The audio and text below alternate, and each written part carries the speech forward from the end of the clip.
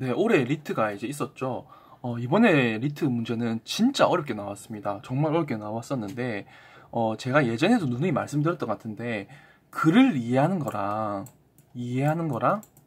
그리고 이 글의 문제를 맞추는 거는 정말 다르거든요. 그렇기 때문에 제가 이때까지 누누이 말씀드렸던 그런 기술들이 있는데, 예를 들어서 문제 푸는 순서부터 봐야 되는데, 저는 일단 1번부터 먼저 풀 것 같아요. 왜냐면 기억을 이해할 때 적절하지 않은 것이기 때문에 사실 저는 원래 문제 풀 때는 다 안 읽습니다. 근데 실제로 이제 출제자 입장에서 봤을 때는 이런 줄 있는 문제는 제가 뭐라고 했었죠? 앞이랑 뒤만 보면 된다고 했잖아요. 그래서 이제 앞이랑 뒤만 한번 볼게요. 알베르트가 제안하는 법학은 일정한 가치적 관점에 정향된 사회공학이래요. 하여튼 법학은 요거래. 사회공학인데 얘는 현행법에서 승인된 규범 명제에 대한 해석 제안, 규범 충돌에 대한 제거를 위한 현행법 체계 변형 제안, 법 체계의 변형 제안, 입법을 통한 새로운 규범 체계 형성 제안을 합리적으로 작성하는 것을 목표로 한다. 이게 형광펜 좀 끄어 볼게요. 이건 거의 주제에 가깝기 때문에. 네. 자, 규범 명제에 대한 해석 제안, 규범 충돌 제거를 위한 변형 제안, 입법을 통한 새로운 규범 체계의 형성 제안이죠. 합리적으로 작성하는 것을 목표로 한다. 아, 이게 주제구나. 그럼 이 주제가 관련된 게 있는지 한번 봐야 돼요. 자, 알베르트가 제안한 법학은 규범 명제에 대한 해석 제안이고 규범 충돌의 제거를 위한 변형 제안이기 때문에 우리가 규범이 뭐죠? 이게 제가 말씀드리고 싶은 게 뭐냐면 이런 문제 사실 나올 거 제가 사실 예상을 했던 게 저번에 초등교사 사건 있잖아요. 초등교사 사건에서 초등교사 사건에서 선생님의 그런 이제 체벌 권한이나 교권과 학생의 인권 이 충돌을 하는 게 있어가지고 요런 거에 있어가지고 어떻게 해야 되는지 이게 알베르트는 이렇게 주장을 하는 거네요. 여기 사반이 여기 있는데 그러니까 그런 것을 계속 주장한 것이기 때문에 그런 규범 체계에 관련된 걸 주장을 하는구나 얘는. 그래서 그 문장에 있는 걸 봐야 되는데 일단은 먼저 아까 해석, 변형, 형성의 제한이 있죠. 요 부분부터 맞는지부터 먼저 봐야 되는데, 여기 보시면 답은 3번 체크하시면 됩니다. 이거는 거의 한 10초예요. 왜냐면 법이 아니잖아요. 규범 체계잖아요. 그렇기 때문에 법의 해석을 하는 게 아니라 규범이에요. 규범 명제에 대한 해석 제한이지, 즉, 옳지 않은 거잖아요. 그렇기 때문에 3번 체크하고 넘어가시면 돼요. 실제로는. 그렇게 넘어가시면 되는데, 일단 이게 맞기 때문에 저는 요 문장보다도, 이걸 보는 거예요. 법학은 법전에 의심할 수 없는 권위를 인정하는 한, 왜냐면 3번이 맞기 때문에 1번, 2번, 4번, 5번이 힌트거든요. 그래서 이걸 먼저 봐야 돼요.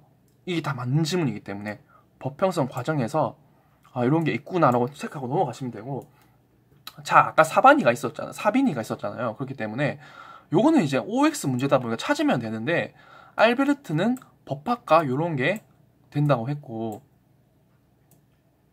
이것도 찾으면 돼요. 일단은 3번이 아까 있었던 것 같은데 알베르트는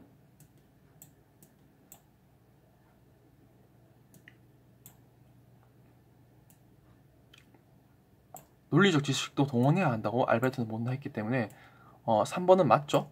응?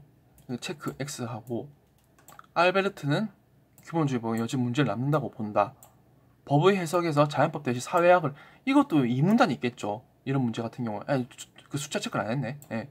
근데 일단은 그냥 볼게요.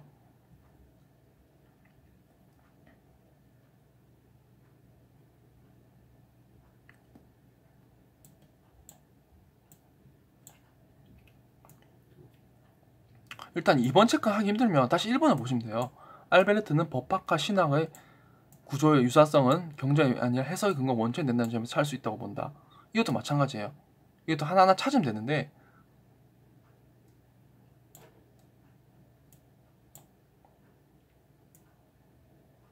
그가 보기에는 신학의 구조적 유사성을 탈피하려면 이 둘 중에 양자택일을 해야 된다라고 했는데 사반이는 그걸 했죠. 예. 이것도 그럼 맞게 되는 게 되고 얘도 이제 양자택일을 해라고 했으니까 현실주의적으로 볼 것인지 규범주의적으로 볼 것인지도 문제가 여전히 남는다. 왜 양자택일을 하기 때문에 이것도 사실 찾다 보면 나옵니다. 예.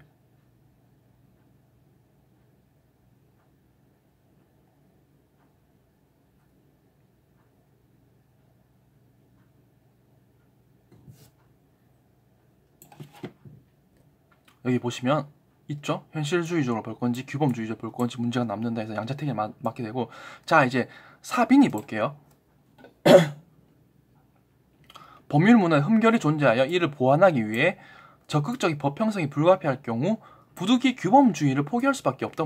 뭔가를 포기한다는 거는 사실 알베르트에 가깝죠. 그렇기 때문에 얘는 동일시에서는 안 되고 양자택일에서도 안 되고 모든 것을 다 이제 포함해야 된다고 하기 때문에 사실 이거는 알베르트 주장에 가까운 겁니다. 그렇기 때문에 정답은 이제 4번을 체크하시면 되고, 이것도 아까 여기 있었죠?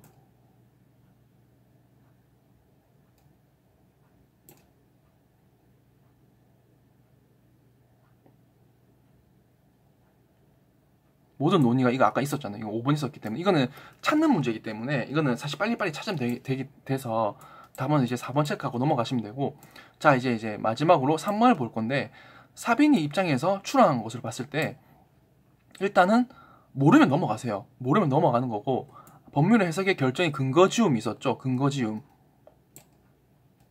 아까도 요 문장을 봤을 때 요걸로 봐야 되죠. 저 원래 번호를 써야 되는데 지금 번호를 좀 안 쓰다 보니까 지금 이상하게 됐는데, 결정에 근거지움이 있죠. 근거지움에 사용하는 법명제 바깥이 법명제고, 법률과 함께 법체계 형성한다.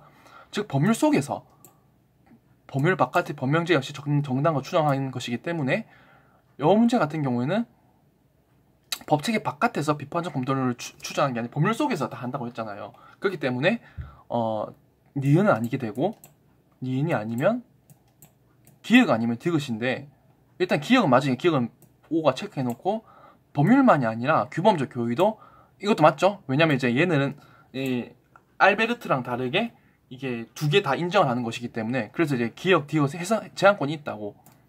제한이 아니고 제한권입니다. 예를 들어서 제한권이 있고,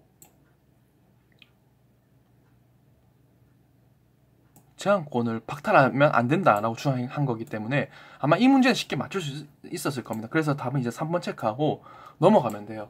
자 이제 문제가 이렇게 풀어봤는데, 일단 저도 빨리 풀다 보니까 지금 계속 이제 문제를 싹싹싹 이게 봐서, 특히 이제 요 2번 문제 같은 경우에는 사실 정답률이 높을 거예요. 왜냐면 이건 그냥 이거는 눈으로 찾는 게임이기 때문에. 그렇지만 이런 문제 같은 경우에도 알베르트나 사빈이는 뭐라고 했으면, 일단 알베르트는 둘 중 한 개만 선택해야 된다. 자연법이냐 사회 둘 중 한 개를 선택해야 되고, 그게 규범주의적으로 볼 건지 현실주의적으로 볼 건지 이게 사실상 주제가 되는 거예요. 알베르트의 주장 같은 경우에는. 반면에 사빈이 같은 경우는 왜 굳이 선택을 해야 되냐, 두 개 다 하면 되지 라고 주장을 하는 것이기 때문에 뭔가를 포기하지 않는다라는 게 주제가 되는 거예요. 그렇기 때문에 이런 주제를 체크를 하고, 그리고 이런 문제 같은 경우에도 무조건 앞이랑 뒤만 보시고 그냥 주제를 찾으세요. 주제를 바꾸는 게 정답이기 때문에, 일단 만약에 3번이 규범 체계라 한다 하더라도 빨리 체크하고 넘어갈 수가 있는 거거든요. 그렇기 때문에, 그리고 3번을 맞추게 된다면 일단은 요 나머지 지문들이 옳게 돼 있기 때문에 그게 정답이 돼서, 가장 중요한 게 아까도 말씀드렸듯이 요런 문제가 있으면 앞이랑 뒤만 보면 된다라는 걸 체크를 하시는 게 이 문제를 맞추는데 팁이 된다고 볼 수 있습니다. 자 이제 이렇게만 이 정도만 하고 마치도록 할게요. 시청해주셔서 감사합니다.